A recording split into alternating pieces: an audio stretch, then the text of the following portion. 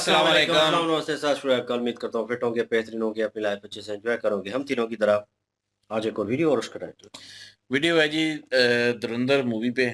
और आज ये रौनक की वीडियो है। ओरिजिनल वीडियो का लिंक डिस्क्रिप्शन में मौजूद होगा। मेरा नाम मोहम्मद रफी, मेरे साथ है मोहम्मद समीर खोखर। मलिक शकला Iqbal. So guys let's start. दोस्तों, धुरंधर 2 में कैरेक्टर है पिंदा।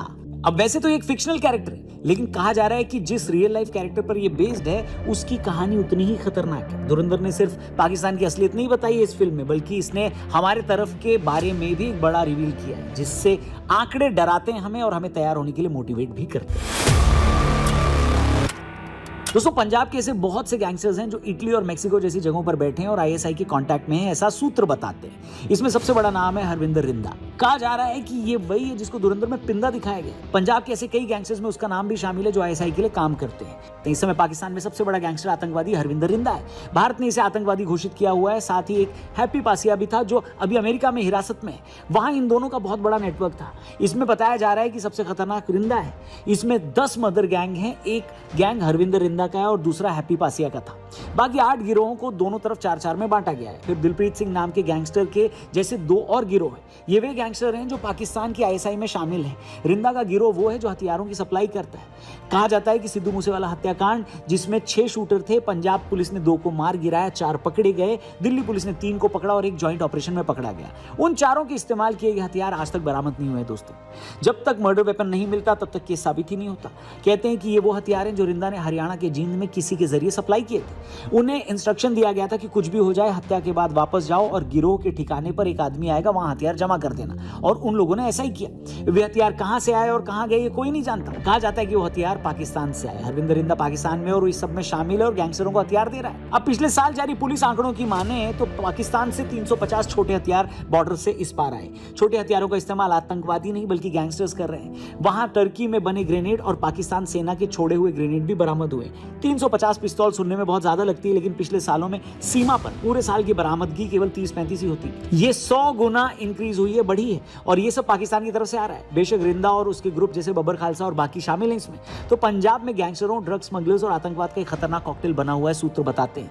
पुलिस स्टेशनों के बाहर ग्रेनेड धमाके भी हुए। हाल ही में 2 पुलिसकर्मी मारे गए। पंजाब एक इंटरनेशनल बॉर्डर है। Police second line of defence बना रही है। ये एक ऐसी लाइन है जहां सीसीटीवी तो लगे, ताकि अगर सीमा पार कोई करे या ड्रोन से ड्रग्स आए तो वो इस लाइन से आगे न जा पाए। दरअसल पुलिस ने इस साल को गैंगस्टर्स के खिलाफ वॉर के रूप में डेडिकेट किया है। अब आप अंदाजा लगाइए कि उन्होंने कितने लोगों को पकड़ा है। 9700। जी हाँ, कहा जा रहा है इतने लोग जेल में हैं और आरोप है कि वो गिरोह से एसोसिएटेड है। वे शूटर या मेन मेंबर्स भी नहीं है, वो सिर्फ एसोसिएट्स इतने सारे हैं। मेन मेंबर्स का तो पता ही नहीं है। ये एक बहुत बड़ी प्रॉब्लम है जिसे दरकिनार नहीं कर सकते। जी हाँ, वहां बड़े बदलाव की जरूरत है। जाहिर सी बात है कि बड़ा डेवलपमेंट लाने की जरूरत है। सरकार का अपना डेटा है। 2023 में पंजाब पार्लियामेंट के अंदर खड़े होकर वहां के मिनिस्टर साहब का बयान है कि पंजाब में लाखों ड्रग एडिक्ट्स हैं। और ये मार्च का डेटा कहता है कि पिछले 1.5 साल में 9700 गिरफ्तारियां और गैंगस्टर्स के साथ 340 से ज्यादा एनकाउंटर भी हुए। अब दोस्तों, इन आंकड़ों को याद रखिएगा। पर अब यहां से मैं जो आपको बताने जा रहा हूं वो भी खतरनाक है। रिसेंटली एनआईए ने कुछ लोगों को ऐसे पकड़ा है जो भारत में जासूसी कर रहे थे। पहला नाम है मैथ्यू वैन डाइक का। ये एक अमेरिकी नागरिक है जिसे कोलकाता या दिल्ली के पास से हिरासत में लिया गया। वैन डाइक खुद को एक फ्रीडम फाइटर और एक्स मिलिट्री ट्रेनर बताता रहा है, जो पहले लीबिया और सीरिया में भी एक्टिव था। भारत में उस पर आरोप है कि वो मिजोरम और मणिपुर जैसे नॉर्थ ईस्टर्न राज्यों में ड्रोन ट्रेनिंग और उग्रवादी ग्रुप्स की मदद करने की साजिश रचा था। इसके साथ ही 6 यूक्रेन के नागरिक भी पकड़े गए। वैन डाइक के साथ ही उन्हें भी पकड़ा गया है। ये सभी इलीगल रूप से भारत म्यांमार सीमा के पास एक्टिव थे और एलिजिडली म्यांमार के उग्रवादियों को ट्रेनिंग देने या हथियारों को सप्लाई की सीरीज से जुड़े थे। कुछ रिपोर्टों की माने तो भारतीय एजेंसियों को इन लोगों के बारे में जो खुफिया जानकारी मिली वो रशिया से मिली। इसके अलावा पाकिस्तान के लिए जासूसी करने के आरोप में हाल ही के महीनों में कई गिरफ्तारियां हुई हैं। मार्च 2024 से 26 तक यूपी एटीएस ने हाल ही में एक बड़े नेटवर्क का खुलासा किया है जिसमें लगभग 22 लोग पकड़े गए। ये लोग रेलवे स्टेशनों और मिलिट्री ठिकानों की तस्वीरें और वीडियोस पाकिस्तानी हैंडलर्स को भेज रहे थे। लेकिन सबसे ज्यादा चिंता वाली बात पता क्या है? मार्च 2026 में ही कोची नेवल बेस से जुड़े एक नेवल लांस नायक आदर्श कुमार को यूपी एटीएस ने गिरफ्तार किया। उन पर आईएसआई को सेंसिटिव डिफेंस इंफॉर्मेशन लीक करने का आरोप है। मार्च 2026 में राजस्थान इंटेलिजेंस ने सुमित कुमार नाम के एक सिविलियन वर्कर को गिरफ्तार किया जो असम के चाबुआ एयरफोर्स स्टेशन पर तैनात था और सोशल मीडिया के जरिए पाकिस्तानी एजेंट्स को इन्फॉर्मेशन दे रहा था। इससे पहले मई 2025 में एजेंसियों ने ऑपरेशन सिंदूर के तहत 11 से 15 ऐसे जासूसों को पकड़ा था जो हनी ट्रैप का शिकार होकर आईएसआई को डेटा भेज रहे थे। ज्योति मल्होत्रा का नाम आपको याद ही होगा। सोचिए ये कितना बड़ा खतरा है। इसके साथ ही गाजियाबाद में भी एक बड़ा मैटर हो गया है। गाजियाबाद पुलिस ने एक ऐसे जासूसी गिरोह का भांडाफोड़ किया जो पाकिस्तान की खुफिया एजेंसी आईएसआई के लिए काम कर रहा था। इस मामले में ताजा गिरफ्तारी नौशाद अली की हुई है, जो फरीदाबाद में एक पेट्रोल पंप पर पंचर की दुकान चलाने के बहाने जासूसी कर रहा था। इस गिरोह ने दिल्ली और हरियाणा के रेलवे स्टेशनों पर गुपचुप तरीके से सोलर कैमरे लगाए थे। सबसे चौंकाने वाली बात यह है कि इन कैमरों का लाइव एक्सेस पाकिस्तान में बैठे हैंडलर्स के पास था, यानी वे वहां से बैठकर हमारे स्टेशनों की सीधी हलचल देख रहे थे। गिरोह की योजना देश भर में ऐसे 50 सोलर कैमरे लगाने की थी। पुलिस ने दिल्ली और सोनीपत से कुछ कैमरे भी बरामद किए। इस जासूसी कांड में अब तक कुल 22 आरोपियों को गिरफ्तार किया जा चुका है। गिरोह का सरगना सुहेल नाम का व्यक्ति है। ये लोग सेंसिटिव मिलिट्री ठिकानों और रेलवे स्टेशन के फोटोज और वीडियोस बनाकर व्हाट्सएप ग्रुप के जरिए पाकिस्तान भेजते थे। जासूसी के बदले इन्हें हर एक फोटो या वीडियो के लिए 4 से 6 हजार रुपए मिलते थे। अब दोस्तों, देश भर में आईएसआई के इतने सारे मॉड्यूल्स पकड़े जा रहे हैं, लेकिन बॉर्डर स्टेट्स को बचाना सबसे ज्यादा जरूरी है। भारत सरकार ने अब देखते ही पकड़ने वाली तकनीक पर जोर दिया है। पंजाब जैसी सीमाओं पर अब ऐसे स्मार्ट फेंस और ड्रोन मार गिराने वाले सिस्टम्स लगाए जा रहे हैं जो परिंदे पर भी नजर रखते हैं। इससे पाकिस्तान से आने वाले ड्रग्स और हथियारों के ड्रोन को बॉर्डर पर ही रोका जा सकेगा, मार गिराया जाएगा। साथ ही अब और भी राज्यों की पुलिस आपस में खास नेटवर्क, जिसको नेटग्रिड कहा जाता है, इससे जुड़ गई है, जिससे किसी भी संदिग्ध की जानकारी पलक झपकते ही एक दूसरे तक पहुंच जाती है और जासूसों को कांड करने से पहले ही दबोच लिया जाता है। दूसरी बात यह है कि अब जेलों में बैठे गैंगस्टर्स का नेटवर्क तोड़ने के लिए भी वहां हाईटेक जैमर्स लगाने की बात हो रही है, ताकि वो अंदर से फोन न चला सके। जो अपराधी विदेश भाग गए उन्हें वापस लाने के लिए दूसरे देशों के साथ मिलकर कानूनी शिकंजा भी कसा जा रहा है। कुल मिलाकर मकसद यही है कि न तो बाहर से कोई घुसपैठ हो सके और न ही अंदर कोई गैंग बनाकर देश को नुकसान पहुंचा सके। इसके लिए युवाओं को सही रास्ता दिखाना और नशे के कारोबार को जड़ से मिटाना सरकार की एक बड़ी प्रायोरिटीज में से एक है। इसलिए दोस्तों, इन सब के बीच हमें भी ये ध्यान देने की जरूरत है कि हम भी अपने आंख नाक कान खुले रखें। दुश्मन हमारा अलग अलग रास्तों से हमारे खिलाफ साजिश रच रहा है, इसलिए इस बारे में ध्यान देना बहुत जरूरी। कुछ भी संदिग्ध देखें, पुलिस को रिपोर्ट करें। वीडियो सही लगी हो इसे जरूर शेयर करें, अपने दोस्तों तक पहुंचाएं। चैनल को भी सब्सक्राइब करें। बाकी हमारे लेटेस्ट पॉडकास्ट को देखने के लिए हमारे टीआरपी चैनल पर भी जरूर जाइएगा। द रौनक पॉडकास्ट हमारे चैनल का नाम है, लिंक डिस्क्रिप्शन में दिया है। Thank you for watching. जल्दी मिलते हैं। जय हिंद। आपका मतलब कांड करवाने के चक्कर में होगी? सर कितना वैलिड क्वेश्चन है सर। ये बताइए, क्या हम ये मान के बैठ गए हैं कि इंडिया और पाकिस्तान के प्लेयर्स हाथ नहीं मिलाएंगे? क्योंकि पाकिस्तान चाहता है इंडियन प्लेयर्स हाथ मिलाएं, इंडिया के प्लेयर्स इंटरेस्टेड नहीं है। तो पर्सनल कॉल है, इसमें कुछ लॉ कुछ नहीं कह रहा है इसमें। तो अगर टीम नहीं मिला रही है, आप अंपायर हैं, अनिल चौधरी हाथ मिलाएंगे पाकिस्तानी प्लेयर्स से? वो आएंगे तो मिला लूंगा, नहीं मैं तो क्यों जाऊँ, मेरा कौन सा काम छूट रहा है। उस्मान तारिक के एक्शन पे आपका क्या कहना है? वो जो पॉज ले रहा है वो लीगल है या क्या है? अभी जो गाइडलाइंस है उसमें उसका सब लीगल है। पॉज का कोई टाइमिंग होता है कि कितना पॉज ले सकता है? ऐसा नहीं, कंसिस्टेंट होना चाहिए बस। तो चलिए मैं मान लूं 5 सेकंड का पॉज लेता है बॉल रिलीज करने से पहले और कंसिस्टेंटली कर रहा है, क्या 5 सेकंड का पॉज ले सकता है? और एक एड शूट भी है, मैंने सुना आपको धोनी के साथ। क्या करेंगे इतनी धनराशि का? नहीं, धनराशि कहाँ है इसमें? सलमान अली आगा का रन आउट बांग्लादेश के अगेंस्ट बहुत कंट्रोवर्सी का इंटेंट तो सही था ना भाई, मैं बॉल उठा के दे रहा हूँ या मैं क्यों दे रहा भाई? मांगी है उसने, बॉल प्ले में है। एथिकल कितना है? एथिकल स्पिरिट का ढक्कन ना खोलो तो अच्छा है, तो ढक्कन खोलोगे पता नहीं कहाँ तक जाएगा। संजू को फ्यूचर कैप्टन देखते हैं आप T20 के सेटअप में? यार आप इतनी जल्दी सब कुछ कप्तान पे क्यों ले जाते हो? अच्छा प्लेयर होना सर, मैं नहीं, अच्छा कप्तान होना तो कीपर मतलब उसको कप्तान बनाना जरूरी है क्या? वो अच्छा खेल रहा है, खेलने दो। ट्रॉफी उठाने को, वर्ल्ड कप की ट्रॉफी उठाने को लेकर भी क्या गाइडलाइन है कि भाई जो प्लेयर्स हैं वही पकड़ेंगे, प्लेयर्स के रिलेटिव्स आ रहे हैं वो भी पकड़ रहे हैं?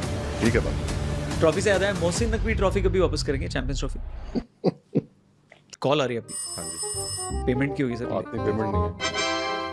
नवनीत, मैं शूट पे हूँ, 5 मिनट में करूँ? टाइम लगेगा सर? 5 मिनट नहीं और ज्यादा लगेगा? हाँ तो मैं आधे घंटे में करूँगा। और ज्यादा लगेगा? चलो और ज्यादा लगेगा भाई, मैं शो में हूँ एक। सच में प्रॉपर्टी वाले का था। प्रॉपर्टी झूठ क्या बोलना।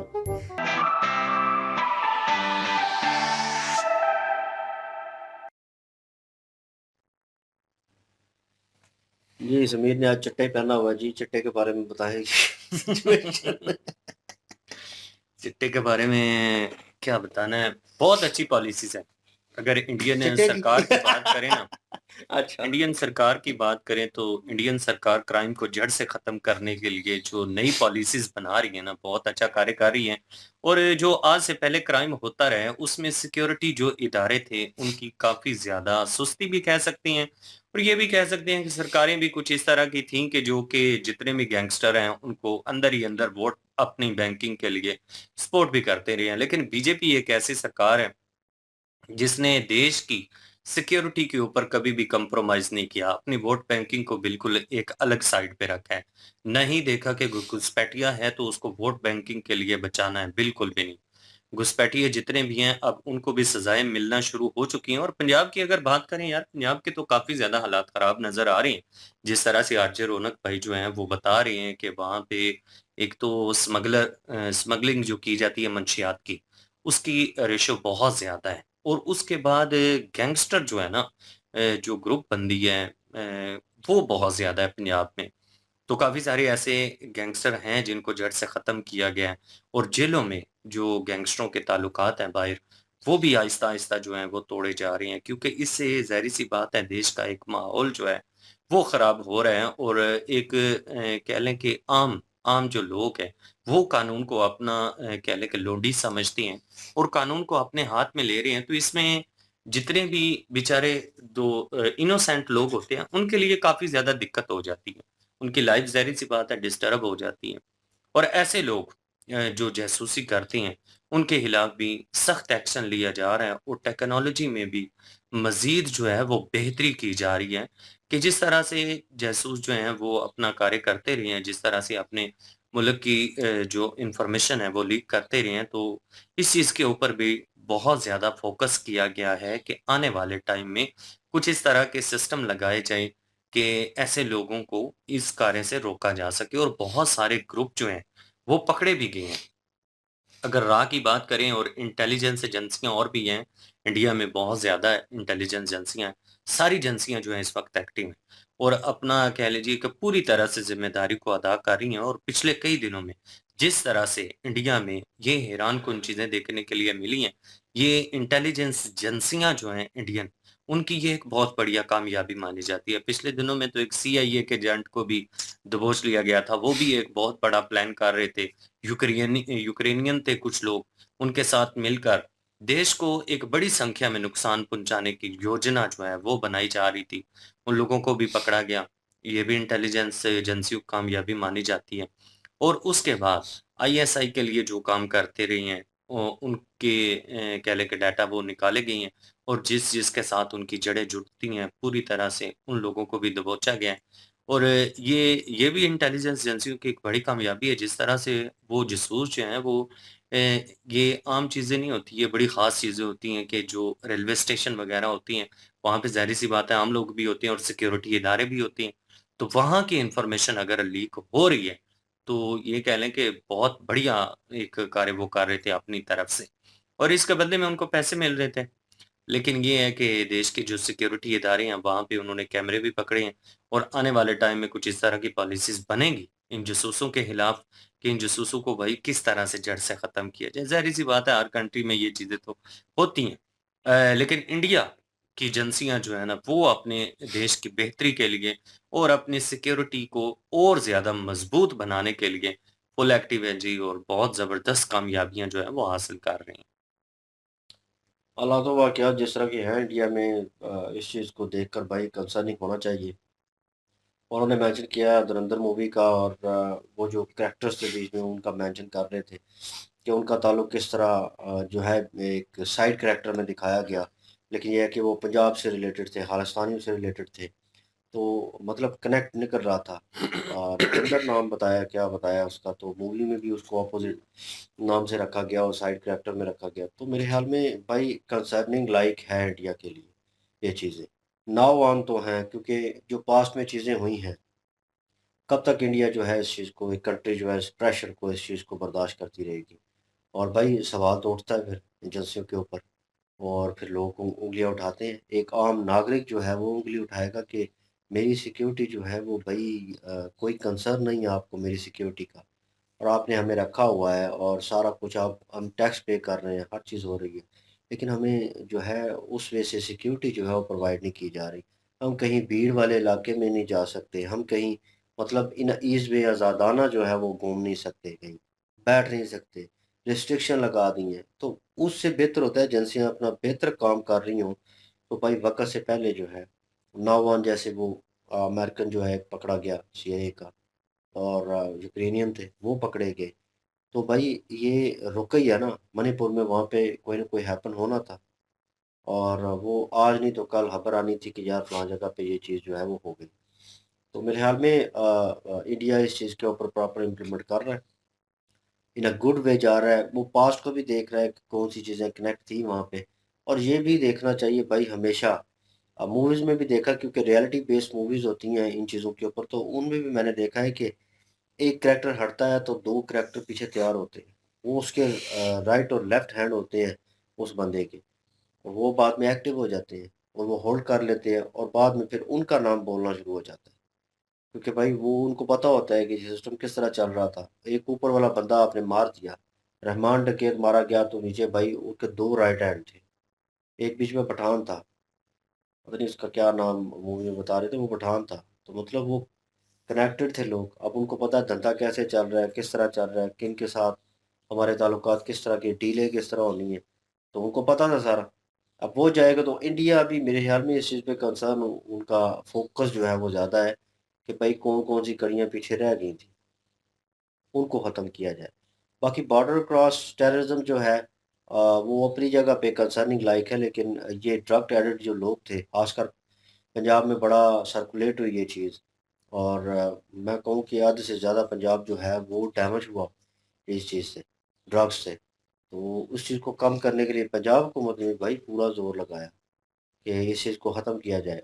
काफ़ी हद तक उन्होंने रिज़ॉल्व किया इस मसले को, अवाम ने भी साथ दिया, क्योंकि भाई एक बीमारी बनती जा रही थी वहाँ पे। तो उसको उन्होंने उस रेशो को कम किया, और ये जो उन्होंने ड्रोन दिखाए कि बहुत सारे ड्रोन जो हैं पाकिस्तान से, भाई 110% श्योरिटी है, होता है। यहाँ के लोग भी जो है इंटरव्यू में, यहाँ की मीडिया भी जो है वो बात करती है इस चीज़ के ऊपर कि ये गलत है। और ये क्यों हो रहा है भाई, ये तो पाकिस्तान को भी रोकना चाहिए ना। अगर उधर से मार गिराए जा रहे हैं, इधर से जा रहे हैं उधर, तो बाहर भाई ड्रोन गिर रहे हैं, तो भाई बेचा गया है तो तभी गिर रहा है ना, उनके पास प्रूफ है। वो तस्वीरें भी बीच में, वीडियो भी हैं, इसमें मैंने वीडियो क्लिप भी देखी है। वो फसलों वाले ड्रोन होते हैं बड़े बड़े, जिनसे स्प्रे किया जाता है फसलों के ऊपर। तो क्या लें कि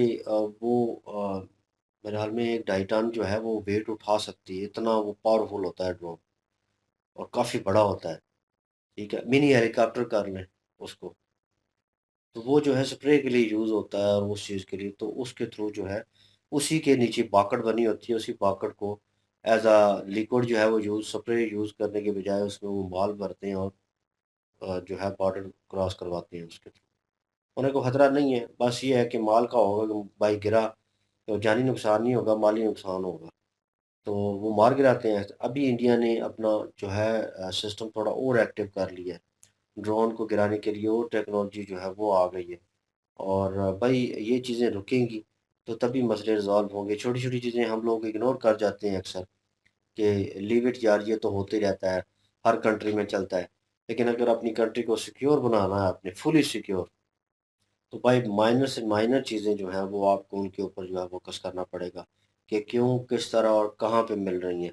कड़ियाँ ढूँढनी पड़ेंगी एजेंसियों को, तभी वो कह लें कि बड़े मगरमच्छ जो पीछे बैठे हैं उन तक वो पहुँच सकेंगे, और ये चीज़ें नहीं होंगी। इनको भी किसने भेजा है? अब तफ्तीश जो है, इन्वेस्टिगेशन जो है वो हो रही होगी इनके ऊपर, कि क्यों, कहाँ से। अब उन्होंने सोमालिया का ज़िक्र किया, एक और कंट्री जो उसका ज़िक्र किया, ये वहाँ पे भी रहा है, सीरिया। सीरिया। तो वो जो है अब उस उन कंट्रियों में ये एक्टिव रहा है। अब वो भी इन्फॉर्मेशन निकाली जाएगी कि कहाँ से, क्यों, किसके लिए। नाम-वाम तुम इधर आए हो तो अब किसके लिए कर रहे हो? तो भाई ये चीज़ें अब निकल के आएँगी सामने। लेट्स सी, देखना होगा कि मैंने उस वक़्त वीडियो में भी कहा था जब इनकी वीडियो की थी कि यार ये इन्फॉर्मेशन जो है अंडर द टेबल रिज़ॉल्व होगी। जो है ये वैसी इन्फॉर्मेशन नहीं है कि वर्ल्ड वाइड इसे जो ओपनली जो है रिवील किया जाए। हाँ, कुछ-कुछ पॉइंट हैं जो आपको बताए जाएँगे, आवाम तक लाए जाएँगे, लेकिन जो अंदर वाले मामलात होंगे वो उस तरह हल किए जाएँगे। लेकिन अब इंडिया स्ट्रिक्ट है भाई इस चीज़ को लेकर, तो वो नहीं चाहता कि हमारी तरक्की जो है उसमें कोई चीज़ जो है वो हाइल हो। बिल्कुल जी, यही ओपिनियन है और मूवी में जो है वो यही दिखाया गया कि इस तरह के गैंगस्टर हैं, उनको सपोर्ट कर रहे हैं पाकिस्तान में बैठे और हैंडलर हैं उनके, तो ये चीज़ें दिखाई गई हैं। उस चीज़ को लेके, उस टॉपिक को लेके इन्होंने गैंगस्टर के साथ, क्योंकि पहले उन्होंने कहा कि है तो फंक्शनल, लेकिन ये है कि अपना यहाँ पे कुछ बताया जा रहा है कि ये गैंग है जो इनका नाम है और पिंदर नाम से जो है वो मूवी में दिखाया गया और ओरिजिनल नाम जो है मिलता-जुलता उस गैंगस्टर का उन्होंने बताया कि उसका एक साथी जो है वो कनाडा में शायद मेरे ख़्याल या हुँ, पता नहीं कि कौन से कैनेडियन मुल्क है। में, वहाँ पे जो है वो गैंग अपनी जो है वो रन कर रहा है और बाकी भी 8 जो गैंग हैं छोटी-मोटी वो भी हैं इनके साथ यूएसए में पकड़ा गया एक। यूएसए में। तो ये चीज़ें जो हैं वो बता रहे थे कि और ये गैंग जो है वो अब नशे स्मगल करना और लोगों में वो हथियार स्मगल करना, क्योंकि जो नशे करता है ना वो भाई हथियार भी रखेगा। उसमें वैसे ही कोई ना कोई ऐसी बुरी आदतें पैदा हो जाती हैं, मेन वजह है मंशियात। अगर नशा करना वो छोड़ देगा तो फिर वो अपना सोचेगा, अपने घरवालों का सोचेगा, फ्यूचर का सोचेगा, फिर वो इन चीज़ों में नहीं पड़ेगा।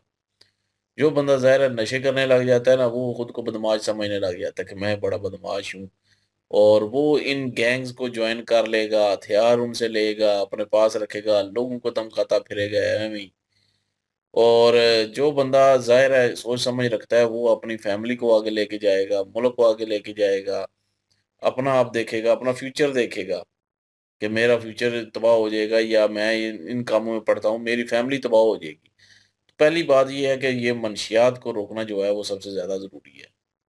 तो मंशियात को रोका जा रहा है, कितनी पहले भी हमने वीडियो की है, उसमें भी यही दिखाया गया कि अब जो है काबू पाना शुरू हो चुके हैं। हमने पंजाबी कितनी मूवीज़ ऐसी ऐसी देखी हैं जिसमें नशे का बहुत ज़्यादा ज़िक्र किया गया है। उड़ता पंजाब मेरे ख़्याल में शायद वो हुँ, उसी के रिलेटेड वीडियो है ना? मूवी है। हाँ, बिल्कुल। वो वैसे ही है। तो नशे का बताया गया, नशे की लत लग जाती है वहाँ पे लोगों को और उनके घर बर्बाद हो जाते हैं, जो एक मतलब कोई नशे पे लग जाए तो। वो चीज़ों पे काबू पाना जो है बड़ी बात है और वहाँ के पंजाब के लोग जो हैं, फैमिलीज़ जो हैं, वो भी तंग हैं इस चीज़ से कि उनके ज़ाहिर है बच्चे नशे पे लग जाएँगे, कोई खुश नहीं होता कि उनके बच्चे नशे पे लगे हुए हैं। तो ये चीज़ें जो हैं वो ख़त्म होनी चाहिए और सिद्धू मूसेवाले के जो हथियार हैं, उनके बारे में ज़िक्र हुआ कि वो भी जो है वो मतलब कि बाहर से मँगवाए गए थे, पाकिस्तानी हैं, ये गैंग ने जो है प्रोवाइड किया और गैंग वार में ही जो है वो सिद्धू मूसेवाला जो है मारा गया था। हुँ, तो उस वजह से भी जो है उनको भी पकड़ा गया, वो भी इन्होंने डिटेक्ट जो है उसका ज़िक्र किया गया। बिल्कुल रोकथाम होनी चाहिए भाई। हर कंट्री का हक है कि वो अपने मुल्क को सिक्योर करे इन मंशियात से। उसके बाद ये असला वगैरह, ये सारी चीज़ें जो हैं बैन हों, वो ना आ पाएँ कहीं से भी। तो ये ज़ाहिर है हर मुल्क का जो है वो इख्तियार भी है और फ़र्ज़ भी बनता है उसकी रियासत का। तो इंडिया भाई वो अपने मुल्क को सिक्योर कर रहे हैं कि एक तो मतलब कि जो टेररिस्ट आए वो भी ना आ पाएँ, जासूस ना आ पाएँ, ये मंशियात की चीज़ें ना आ पाएँ और उसके बाद हथियार ना आ पाएँ। तो इन चीज़ों पे जो है वो रोकथाम करने की कोशिश की जा रही है। मुख्तलिफ जो अपना क्रिएट किए जा रहे हैं, मनसूबाबंदियाँ बनाई जा रही हैं, वो कहीं न कहीं सफल भी हो रही हैं। और जासूस जो रशिया के कहने पे जो है वो मतलब कि उन्होंने टिप दी थी, तो फिर एक अपना यूएसए का पकड़ा गया, 6 यूक्रेनियन पकड़े गए। अब उनसे पूछताछ होगी और लेकिन वो अभी तक कोई ऐसी वीडियो नहीं आई कि जिसमें पूछताछ के बारे में जो है पूरी डिटेल बताई गई हो। तो वो तो ज़ाहिर है टाइम लगेगा या कुछ चीज़ें ऐसी होती हैं उनको हाइड ही करना पड़ता है, मुल्क की सिक्योरिटी के लिए, अफ़रा-तफ़री ना फैले, तो उन चीज़ों को भी देखना होता है। तो बहरहाल ये है कि इंडिया अपना काम कर रहा है, अपने मुल्क को सिक्योर करने की हर मुमकिन कोशिश कर रहा है और ये नहीं कहा जा सकता कि क्राइम कहीं पे भी नहीं होते। क्राइम भाई हर मुल्क में होते हैं।